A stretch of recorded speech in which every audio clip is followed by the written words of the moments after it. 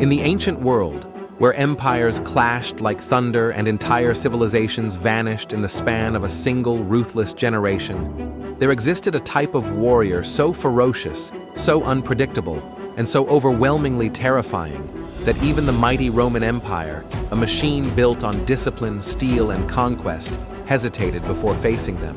And if Rome, master of the Mediterranean, crusher of Carthage, conqueror of Greece, took a step back, then you can only imagine the level of chaos these warriors unleashed whenever they roared into battle, their bodies painted, their blades drenched in legend, and their battle cries ripping through the air like ancient storms summoned to tear the world apart, because these were not ordinary fighters. They were the Celts, the mysterious, enigmatic, untamed warriors of the North, so deadly that Roman generals wrote about them with a trembling respect, and Roman soldiers whispered their name like a curse around late-night campfires. And as we dive into their story, we're not just exploring history. We're plunging headfirst into a world where courage was measured in blood, where warriors believed death was merely a doorway, and where the Romans themselves, the most powerful military force of the ancient era, learned fear in a way they never had before, because the Celts fought with a level of ferocity the Romans couldn't strategize against, couldn't fully understand, and could never completely conquer, no matter how hard they tried.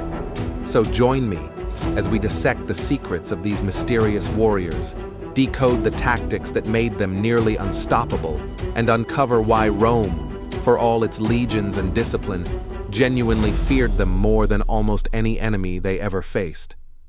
To begin, you must imagine the world before Roman roads carved their grid across Europe, before Latin spread like wildfire, before the eagle standards of Rome towered over conquered lands.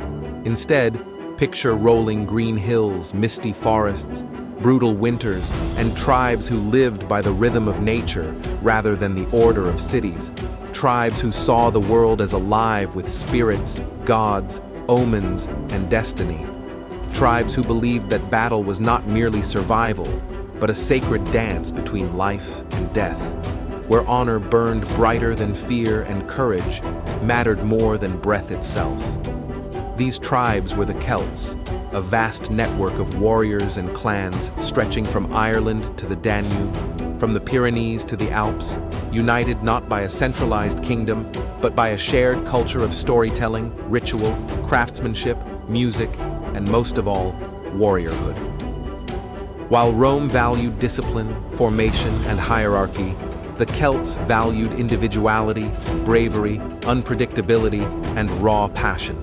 Their warriors did not march in step. They exploded into battle with the force of a tidal wave. They didn't hide behind massive shields. They sprinted forward with terrifying speed, and they didn't fear death. In many ways, they embraced it, believing that death in battle guaranteed entrance into an eternal realm of feasting, glory, and heroic immortality. And this mindset, this fearless, almost ecstatic embrace of chaos, was exactly what unnerved the Roman legions. Because Romans trained for order. They executed drills until their movements felt like clockwork. They relied on formations, discipline, and a chain of command so rigid that a single mistake could break an entire army. But the Celts didn't care about order. They didn't follow rules of engagement. They didn't fight according to any pattern a Roman general could study and prepare for. Instead, they burst out of forests. They thundered across fields in chariots. They screamed the names of their ancestors. They clashed swords against shields until sparks danced in the air, and some even charged into battle completely naked, covered only in swirling blue war paint derived from woad dye. Because to them, battle was an offering to the gods, and by stripping themselves of armor, they stripped themselves of fear, becoming living embodiments of terror to their enemies. And imagine being a Roman legionary, trained, prepared, armored, disciplined, only to see a horde of towering warriors sprinting toward you, their bodies painted, their hair wild, their eyes blazing with religious fervor, their voices rising like a hurricane of rage and ritual. Even the strongest Roman heart would feel a quiver. And the Romans wrote about this openly, They admitted the Celts were fierce. They admitted their size and strength were frightening. They admitted that their battle cries shook nerves. Julius Caesar himself, in his manuscripts, describes the Gauls, the Celtic tribes of France, as tall, muscular, quick to anger, and stubbornly brave.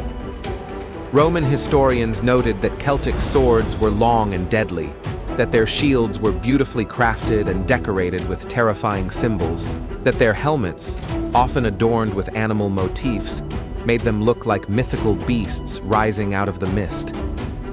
But physical strength was only part of what made them dangerous. What truly made the Romans fear them was the Celts' ability to adapt, vanish, reappear, and strike from nowhere. Because while the Romans relied on fortified camps, supply chains, and predictable formations, the Celts fought like shadows. They used the land as their weapon, they used the woods as their fortress, they used mobility as their armor, and they exploited every weakness the Romans didn't even know they had. Their guerrilla tactics were especially devastating. Celtic warriors could disappear into forests with no trace, then reappear 20 miles away, launching a surprise attack on a Roman supply column. They could lure legions into narrow valleys, then ambush them from cliffs above. They could vanish into the mountains, leaving Roman commanders confused and humiliated. Rome hated unpredictability. Rome feared what it couldn't control. And the Celts were pure, weaponized unpredictability. But the Romans' respect, no fear of the Celts, didn't begin with Caesar. It began centuries earlier with one event so shocking that Rome never forgot it. A wound so deep that Roman children grew up hearing stories of the nightmare that once befell their ancestors. It happened in the year 390 BC, when the Celtic Senones tribe, led by the warlord Brennus, swept down from the north and smashed a Roman army at the Battle of the Alaia. The Romans broke, they fled, they abandoned the battlefield in panic, and the Celts marched straight into Rome, not toward it. Into it. The city fell.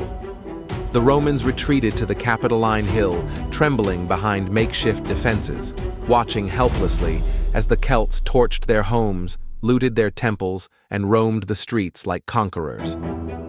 Never again would Rome experience such humiliation. The Celts only left after receiving a massive ransom of gold, and as they prepared to depart, Brennus delivered the most chilling, most venomous line in ancient military history. Vae victis, woe to the conquered. That moment carved itself into Rome's soul. From that day on, Rome was obsessed with defeating, controlling, and ultimately erasing Celtic power. But it wasn't easy. In fact, it took centuries. Rome suffered losses, humiliations, and stalemates. Celtic warriors refused to be tamed, refused to be conquered, refused to kneel. And even when Rome eventually overcame most Celtic lands, they never forgot how dangerous these warriors were. Even Caesar, at the height of Roman power, treated Celtic tribes with caution. He admired their courage, he feared their unpredictability, and in his campaigns in Gaul, he faced one Celtic leader who embodied everything Rome feared most. A man whose name still echoes through history like a war cry, Vercingetorix. But before we get to him, you must understand the deeper psychological element behind why the Celts were so terrifying. They didn't fight for land, or money, or political ambition. Not the way Rome did. They fought for honor, tradition, and spiritual duty. Their warriors believed their ancestors watched them in battle. They believed their gods walked among them. They believed a glorious death was the greatest victory. This made them extraordinarily resilient. A Roman soldier fought to survive. A Celtic warrior fought to be remembered. And that difference, simple, profound, and terrifying, made Rome hesitate on more than one battlefield. It shaped strategies. It forced Rome to adapt.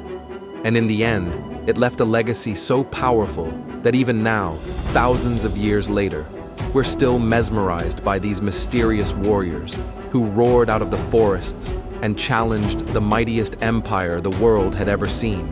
juggernaut. Vercingetorix understood the Romans better than most Celtic leaders did. He understood that Rome was a machine, slow, methodical, relentless, and that defeating such a machine required not brute strength, but strategy, unpredictability, and psychological warfare. So he did what the Romans feared most. He adopted scorched earth tactics. Instead of meeting Rome in open battle, he burned fields, destroyed food supplies, evacuated towns, and forced Caesar's legions into a position they hated: uncertainty. Rome thrived on planning. Vercingetorix turned planning into chaos. And for a moment, the Romans faltered. The Celts began to win. Surprise ambushes, supply disruptions, sudden raids that vanished into the mist. This was the Celtic style, amplified by strategy, weaponized by leadership, honed into a tool sharper than any sword. Caesar himself admitted the Gauls had become a serious threat. Even the discipline of the Roman legions cracked under the pressure of hunger, cold, and an enemy that refused to stand still.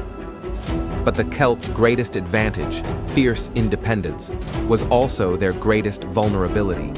Because as Caesar recovered, reorganized, and counterattacked, many tribes hesitated. Some doubted Vercingetorix's scorched earth strategy. Some questioned whether Caesar could really be defeated. Some simply feared Roman revenge. And yet, even with fractures forming, the Celts were still strong enough to force one of the most legendary confrontations in ancient history: the Siege of Alesia, a battle that remains one of the greatest military operations ever attempted. If you want to understand why Rome feared the Celts, imagine Alesia, a fortress perched atop a hill, surrounded by tens of thousands of Celtic warriors led by Vercingetorix, all determined to break Caesar once and for all. The Romans were outnumbered, exhausted, and fighting deep in enemy territory. By every traditional measure, Caesar should have lost. But Caesar did something nobody expected. He built a double wall around Alesia, one facing inward to keep the Celts inside, the other facing outward to protect against reinforcements. It was an insane plan. It should have failed. Yet the Celts fought with such fury, such supernatural intensity, that the double siege nearly collapsed. Reinforcements poured in by the tens of thousands. Celtic cavalry stormed the outer walls. Warriors scaled Roman fortifications with bare hands, screaming war cries carried by the wind. The Romans buckled. Units broke formation. Caesar himself had to leap into the front lines, sword drawn, cape blazing behind him, rallying his men to hold the impossible line against the most devastating Celtic assault ever recorded. But what makes this moment legendary isn't Caesar's desperation. It's the Celts' resolve. For hours, they pushed the Romans to the brink of annihilation. The ground churned with mud and blood. Javelins darkened the sky. The earth trembled beneath the weight of charging Celtic cavalry. And for a moment, just a moment, the Romans nearly lost everything. But then, a breach failed to open. A miscommunication among Celtic units caused a momentary pause. Caesar seized the moment. He counterattacked. He stabilized the line. Eventually, exhausted, starving, and surrounded, Vercingetorix surrendered, not because the Celts lacked courage, but because even a warrior as brilliant as he could not do the impossible forever. Yet Rome never forgot that Alesia was the closest they had come to collapse in Gaul. The Celts had pushed them to their limits. The Celts had forced Rome to adapt its playbook, rethink its strategy, and accept that brute force alone could not conquer these people. And even after the fall of Gaul, Rome still feared Celtic warriors, because the Celts did not disappear. They adapted, they migrated, they transformed. Celtic rebels in Britain continued to resist Roman expansion, and among them rose another figure as iconic, as defiant, and as terrifying to Rome as Vercingetorix himself: Boudica. If Vercingetorix was the embodiment of Celtic unity, Boudica was the embodiment of Celtic fury, an avenging storm wearing a crown. When Roman officials humiliated and assaulted her family, she did something Rome never anticipated. She ignited a revolt so enormous that it nearly wiped Roman Britain off the map. With her fiery red hair streaming like a banner of vengeance, she led tens of thousands of warriors in a scorched earth rampage that destroyed Roman settlements, annihilated a Roman legion, and made even the hardiest Roman soldiers tremble. Her army razed Camulodunum, Colchester. They burned London to the ground. They crushed Roman forces with overwhelming rage and numbers. Roman writings describe her warriors as fanatics, driven by divine wrath. Warriors who charged with such speed and intensity that Roman lines shattered like brittle pottery. And once again, Rome found itself on the edge of collapse because of Celtic resistance. Only through a desperate tactical maneuver at the Battle of Watling Street did the Romans manage to corner Boudicca's larger but less disciplined army. Yet even in defeat, Roman historians recorded how the Celts fought with unstoppable passion, how they refused to retreat, how they died with the same ferocity with which they lived. It wasn't the defeat that Rome remembered. It was the terror of how close they had come to being overrun. And this brings us to another layer. Celtic warriors were not merely fighters, they were psychological weapons. Their appearance alone was designed to terrify. Many painted themselves in electric blue spirals meant to invoke protection from gods and fear in enemies. Their hair was sometimes lime-washed into wild, spiked shapes that made them look like otherworldly creatures charging from the mist. Their shields, decorated with swirling patterns, animal motifs, and divine symbols, were artistic masterpieces infused with spiritual power. Some warriors carried severed heads hung from their chariots or belts, not out of cruelty, but because the Celts believed the head contained the soul, and capturing an enemy's head captured their power. To the Romans, who valued order, discipline, and hygiene, this was horrifying. To the Celts, it was valor. And when the Celts charged, it wasn't like anything Rome had ever seen. They roared, they sang, they chanted. They pounded weapons against shields until the air vibrated with thunder. It was warfare as theater, battle as ritual, combat as cosmic expression. And this is why Roman soldiers, despite their training, often froze when confronted with a full Celtic charge. That moment of hesitation, it killed them. Because the Celts were fast, they were fierce, and they fought with a passion that no amount of Roman discipline could immediately counter. The Celts also brought something else the Romans despised: unpredictability. Romans built strategies like architects, carefully, structurally, predictably. Celts fought like storms, wild, shifting, impossible to forecast. Celtic chariots were a perfect example. While other ancient cultures had abandoned chariots, the Celts kept them, adapted them, transformed them into fast-moving strike platforms. Drivers swerved, zigzagged, swirled around enemy lines, confusing formations. Warriors leapt off chariots, fought on foot, then hopped back on like acrobats in the middle of slaughter. For a Roman legionary trained to fight static, shield-to-shield combat, this was chaos, deadly chaos. And Rome feared chaos almost more than defeat. But Celtic power wasn't just military, it was cultural, spiritual, and communal. Their druids, their priests, philosophers, and judges held immense power, guiding warriors with prophecies, rituals, and laws. To Rome, druids were dangerous, because druids cultivated unity, identity, and resistance. They reminded tribes of their past victories, their shared stories, their sacred duty to protect their lands. So Rome targeted them. They outlawed druidic practice, burned sacred groves, executed priests. Yet even then, druidic influence survived in scattered whispers, songs, and symbols, keeping Celtic identity alive long after Roman dominance. And here's something Rome hated admitting. The Celts didn't just frighten them, they influenced them. Celtic craftsmanship in metalwork was so advanced that Romans began adopting Celtic designs. Celtic swords found their way into Roman collections. Celtic helmets inspired Roman ornamentation.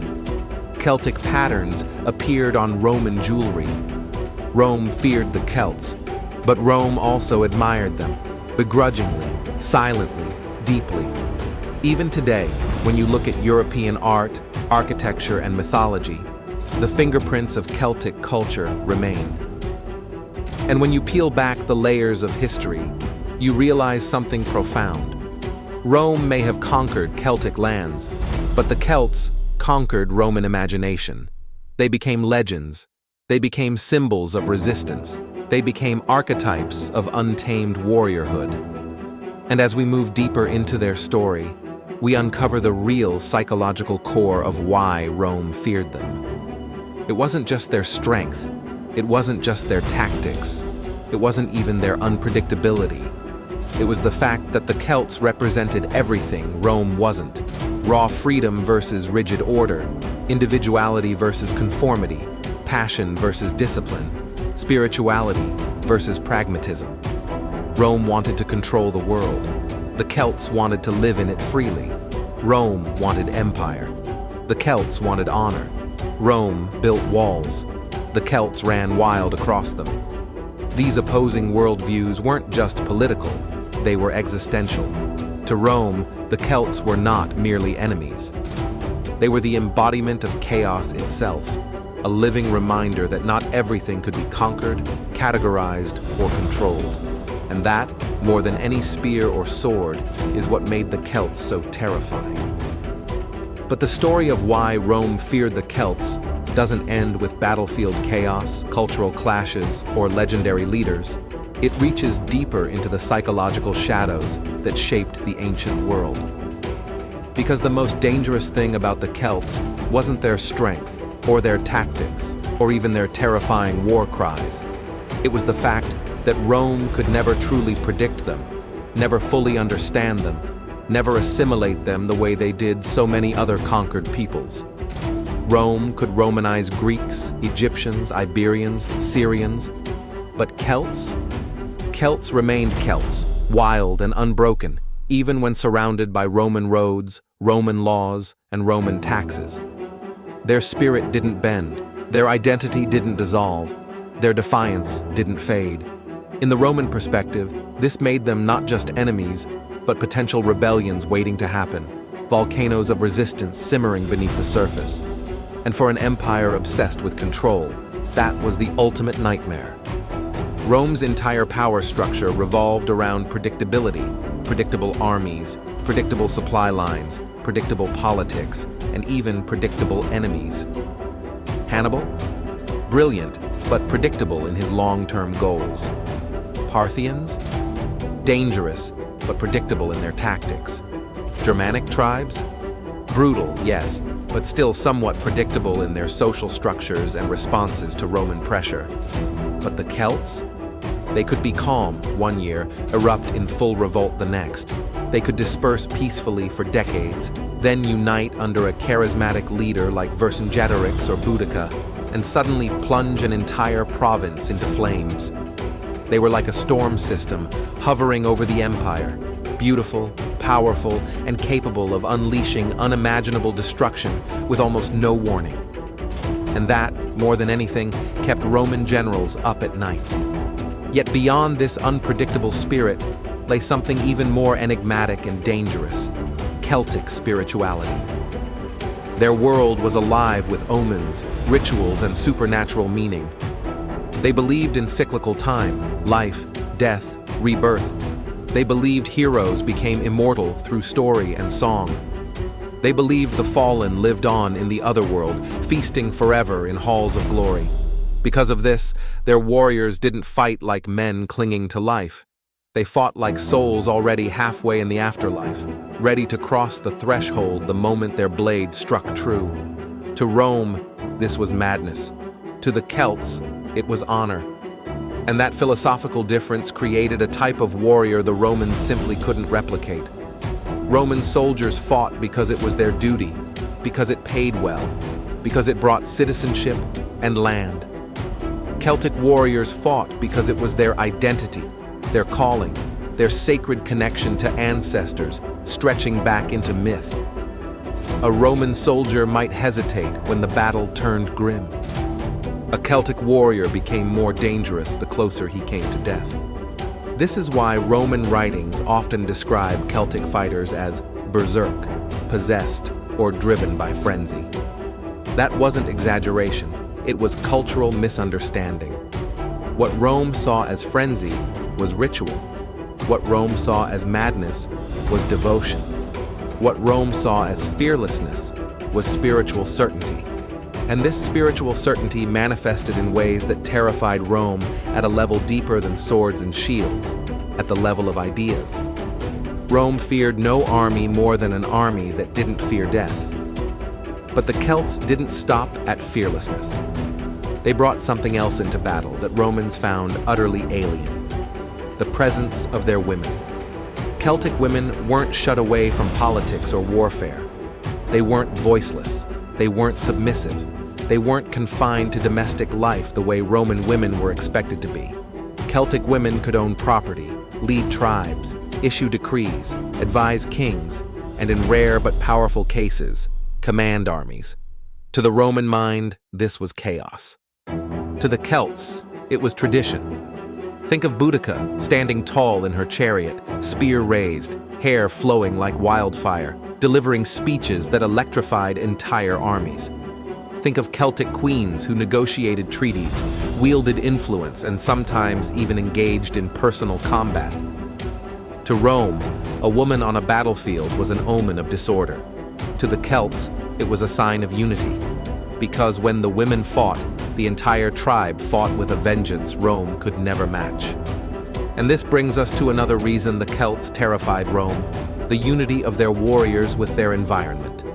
These were people shaped by the land: forests, mountains, rivers, storms. They knew every deer path, every ravine, every hidden valley. They fought as if the earth itself was their ally.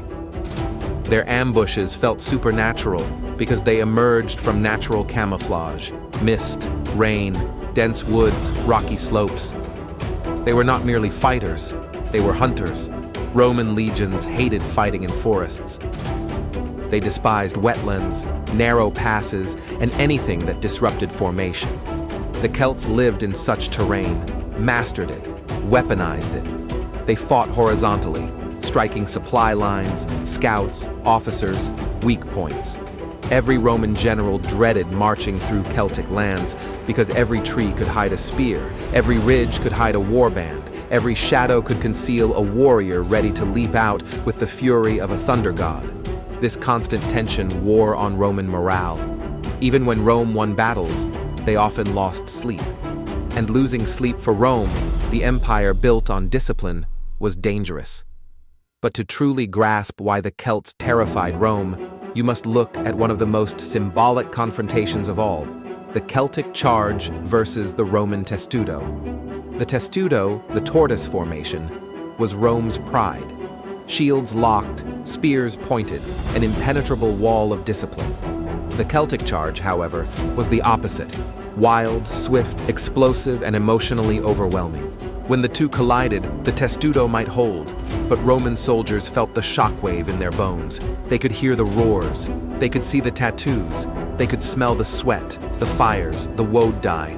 They were up against not just warriors, but an entire culture screaming through its fighters. And while the Romans often prevailed through discipline, they never forgot the terror of that first impact, the moment the Celtic line slammed into them like a living avalanche. It stayed with them, haunted them, defined their perception of Celtic power. Even in victory, Rome was shaken. But Celtic influence didn't end at Rome's fear. It extended into Rome's mind. Roman myths absorbed Celtic imagery. Roman festivals incorporated Celtic traditions. Roman provinces embraced Celtic craftsmanship. Roman historians embellished Celtic stories because they fascinated the public. Rome couldn't erase the Celts. They became too legendary. Even when subdued, Celtic warriors lived on in Roman imagination as the ultimate barbarians, not stupid, not primitive, but wild, proud, fearless, mysterious. And that mystery was perhaps the deepest reason for Roman fear. You see, Rome believed everything should be categorized and understood. law, language, geography, religion. But the Celts operated according to a worldview Rome couldn't decode. Their art wasn't geometric like Roman art. It was flowing, symbolic, filled with spirals and shapes that represented cosmic cycles. Their gods weren't human-like deities with political dramas. They were forces of nature, spirits of rivers, mountains, animals, storms. Their stories weren't linear. They were layered with symbolism, humor, tragedy, transformation.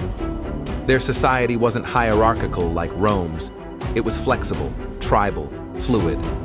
Their warriors weren't soldiers. They were heroes, legends, embodiments of ancestral will. Rome didn't fear the Celts because they were primitive. Rome feared the Celts because they were different, and difference is the enemy of empire. Empire thrives on uniformity. Celts thrived on individuality. Empire depends on systems. Celts depended on relationships. Empire builds through conquest. Celts built through culture. And culture outlives conquest.